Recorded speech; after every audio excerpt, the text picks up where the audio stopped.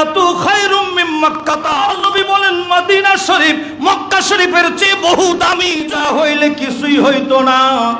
সব আমার দয়াল নবীর কারণে। একটু চিন্তা করে দেখতে হবে আমার নবীর দরবারে যাইতে কেন বাধা। ব্যক্তি আমার রওজা শরীফে হাজিরি দিল, যেই ব্যক্তি আমার রওজা শরীফ জিয়ারত করলো, আমি রাসূল কথা দিলাম আদরের উম্মত আমার জিয়ারতে আসলে আমি তাকে শাফাআত করে আল্লাহর জান্নাতে পৌঁছে দিব।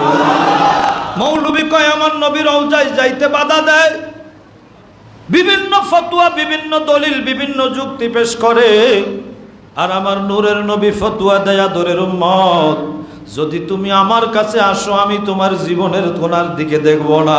আমি আমার জিয়ারতে পাইলেই, আমার মহাব্বতে পাইলেই, আমার দরবারে পাইলেই আমি তোমাকে আমার আল্লাহর দরবার থেকে বাঁচিয়ে জান্নাতে পৌঁছে দিব।